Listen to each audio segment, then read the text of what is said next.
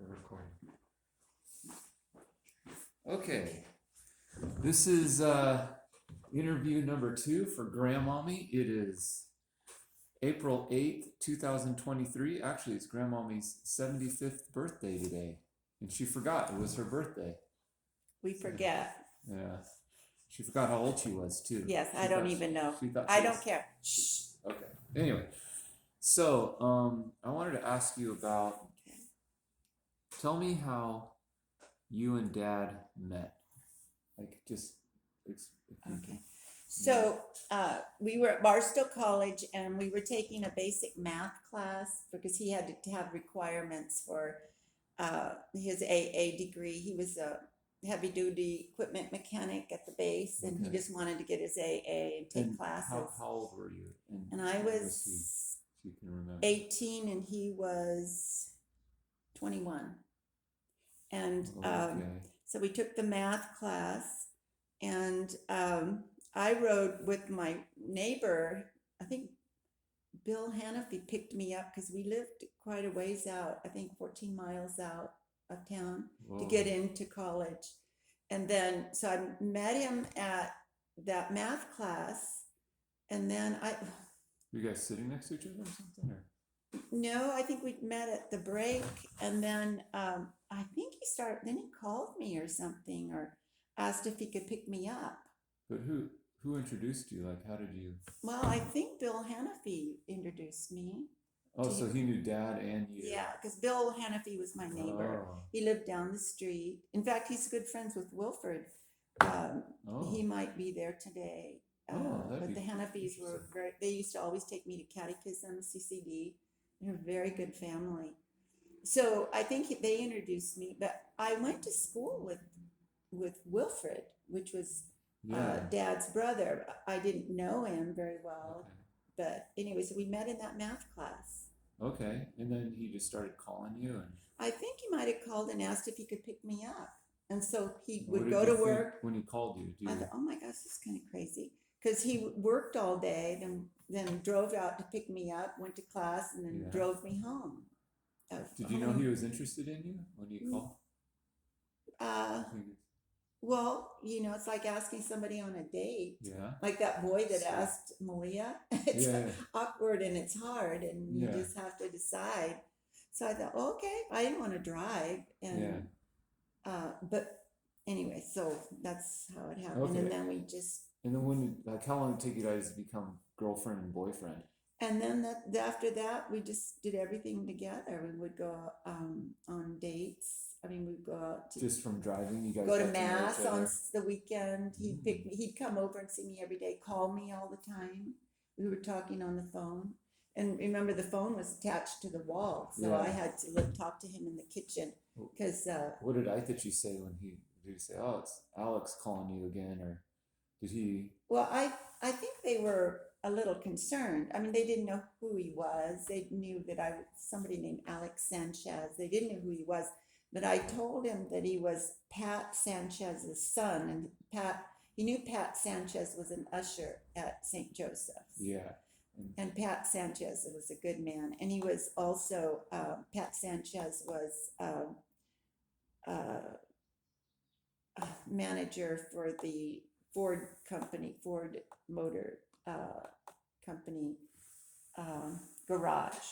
Yes, he was a service manager. Service manager, and so everybody knew Pat. I mean, I think my dad liked that I was. He was related to Pat Sanchez. He knew that was a good man. When you have daughters, you worry. About who are they getting mixed up with. I know how that is. So I think he was a little leery about Dad at first. And Tell us about how Dad took the typing class, and tell me what you did was this in high school or in the college? They took the high school. Mr. Tanaka. He was a high school business teacher, and he told them, okay, there was hardly any boys in the typing class because it was a girly thing to do. Girls. Just a couple of boys. Yeah, but your dad didn't care. But Mr. Tanaka said, hey, you guys in here. You might be a little embarrassed that you're taking the class, but what happened to me in the Korean War is they asked, can anybody type? And he raised his hand, and because he could type, and then he was put into the business department of the Army or military. Instead of carrying a gun, so when they were on the truck being transferred, and Dad had his papers, and but they asked, and I think his papers was to be, I forget, I think he was going to be carrying a gun, but then they did ask who can type, and so he ended up in the finance department of the Army.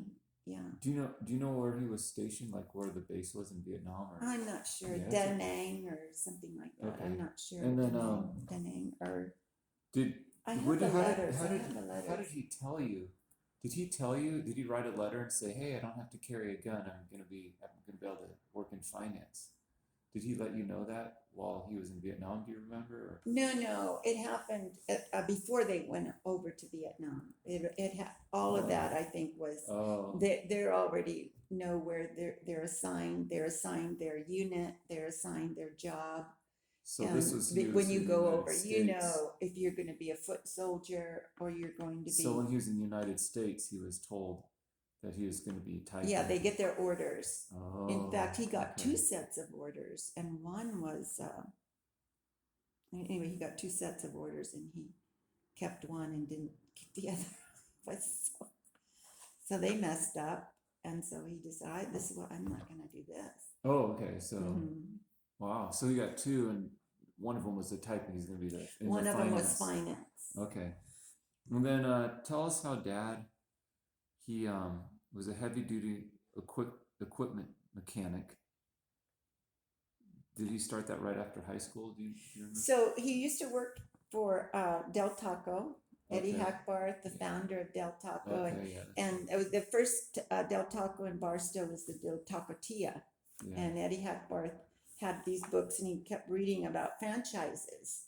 And he told Dad, he said, you know, there's a future in franchises. And Daddy thought, oh, brother, I'm going to work at the Marine base. I want to be a heavy duty equipment mechanic because it's government work, and you move up. Do you remember how old Dad was at this time? Maybe like I think he started. Yeah, I think he was 18. Okay. He worked as a heavy duty equipment mechanic. Because he was 21 when I met him. Okay. Yeah. So. But it was nice because when the bell rang at the end of the day, when you're government, you just drop your tools and you're done. Yeah. And so, but he never thought about going to college. And then in order to move up in government work, if you took classes, it would help you get promoted. And so he took classes at the junior college, and then that math class I think he needed to take to get his AA. And then that was my first year even going to school, going to college. I was 18, and we ended up in the same class.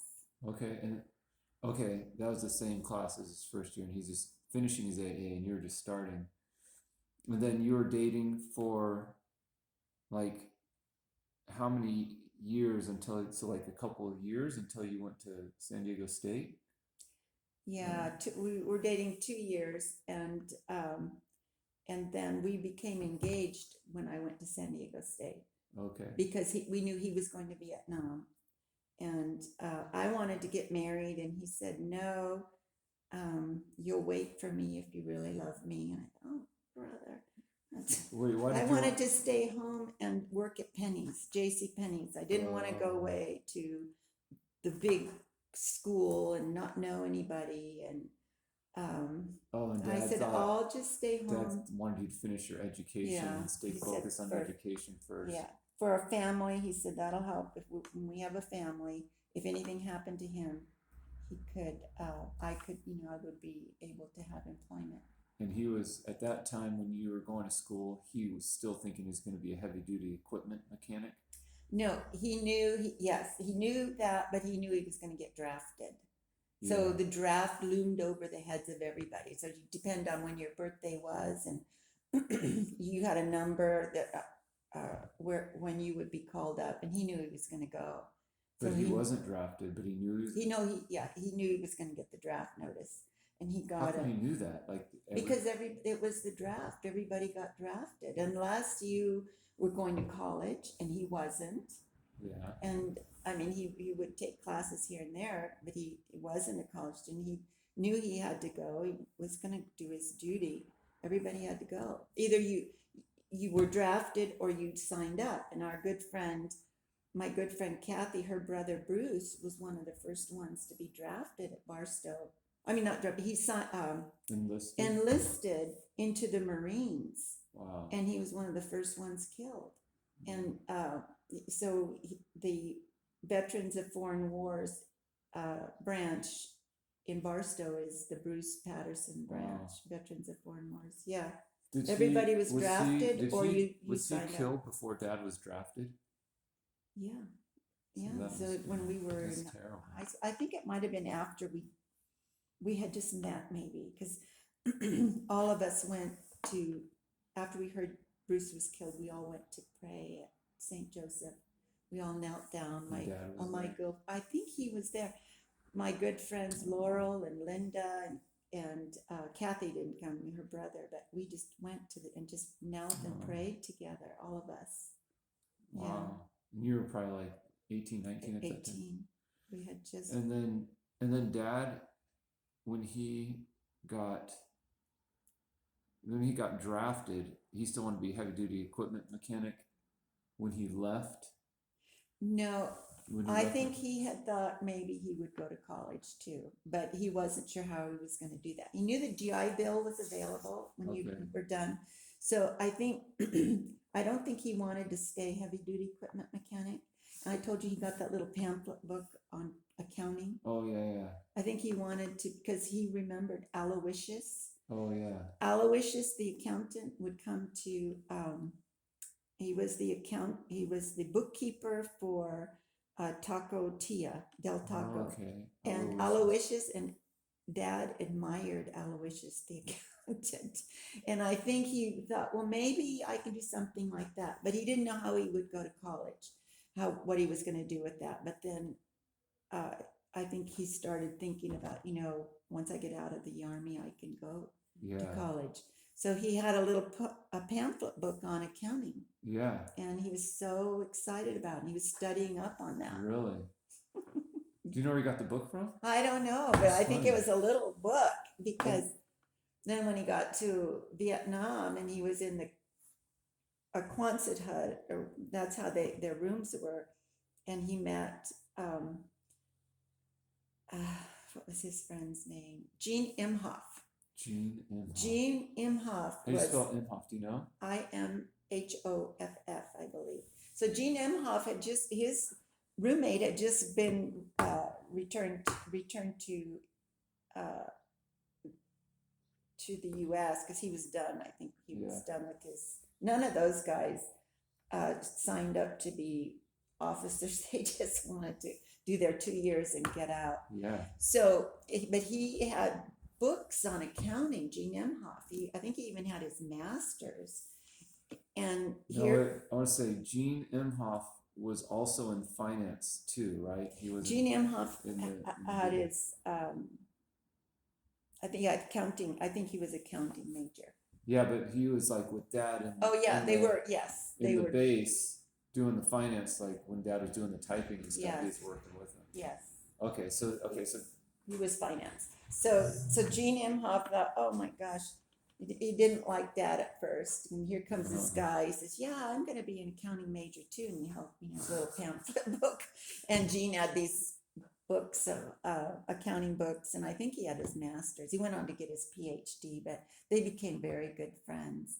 But he said, who is this guy? I'm going to be an accountant too. I could hear Dad telling that story too. Like, I was so proud of my little accounting book. And Gene Imhoff had this library of books. He was, He was going to go on to be But Gene Imhoff was a big part of encouraging dad to be a CPA, wasn't it? Like that's the way I remember it. I probably, I'm not sure. Dad knew he would go on. He knew he'd go on. He wanted to go on and get his accounting degree. And then that led to get your CPA, you have to work in public accounting. And that's why he worked for one of their, at that time there were only 8 big firms, Big 8, they called them. Now they've combined. Like he went to work for Haskins and Sells, which became Deloitte Touche. Okay. Now. Well, wait, let's go back. Let's talk about real quick. Let's see. We'll finish up in like 5 minutes. Okay. But talk about how right after he came from Vietnam, like you decided like the timetable, like you got married that Friday, and then you went on your honeymoon, and then dad went to college. Yeah, so dad and I were engaged 2 years, and we knew when he got back we'd get married. Yeah. So they don't let you out early to go get married, but he got out 2 months early to go to college. And so we had thought, well, we'll get married so he got out, and then he had a week before school started. Okay. So he got out, and we had to register for San Diego State that week, and we were scheduled to get married on Saturday, and then we had to be in class on Monday morning. But what we decided is, I think before he left for Vietnam, we decided instead of Saturday, we're going to get married Friday night, stay at the Riviera, the brand new Riviera Hotel in Las Vegas, and then we will drive to San Diego State, be in class Monday morning. Wait, okay, so you got married Friday night, and you drove to the Riviera in Las Vegas Friday night? Yeah. And then you spent Friday night, Saturday, and then Sunday. Saturday night, and then Sunday you drove back? Yeah. That was your honeymoon? Yeah. That's crazy. And then you drove back to college that Monday. Dad had his first class. Yeah. Yes. And our apartment, remember I told you, Spring Valley, we had a little apartment. Dad, our friends Karen and Bob McLean had this apartment that they rented for $82.50. $82.50. Maybe it went up to $87.50. So Dad raised the rent by $5. It's terrible. So Dad said, that's where we're going to live. So he talked to the managers there. They were Norm and I forget what their name was. So he went and talked to them. Said, I'd like to have an apartment here when I come back. So he knew he could save money. So this was furnished $82.50. But he talked to him like 2 years before you got married. Or something. Before he went to 1 year before he went to Vietnam. A year before they got married. So that's my dad was a planner. He knew he was gonna get married. So a year before they moved there, he had everything organized and figured out. So we moved into the apartments with Bob and Karen McLean. We lived upstairs, and it was either $87.50 when we moved in, and then we did move downstairs later to an unfurnished place, and that was $90. I think that was $92.50. Why did you move? Because upstairs it was furnished, and we wanted to buy our own furniture and move in to be more grown up. Oh, okay. So we moved downstairs. It had a bigger place. Oh, it was a bigger place. It was still 1 bedroom, but yeah. Well, I want to ask about the Deloitte Touche thing, but it's 10:50. We're going on our way to Uncle Wilfred's house right now. It's for tomorrow's Easter. Tomorrow's Easter. So we're doing that. So thank you, Mom. Bye, everybody. Thank you for listening. We'll try to continue this. Thank you for being patient. Oh, no. So thank you so much, Mom. Okay. Hopefully it records. Sometimes I don't push record. Oh, gosh. Okay. Yeah. 20 minutes.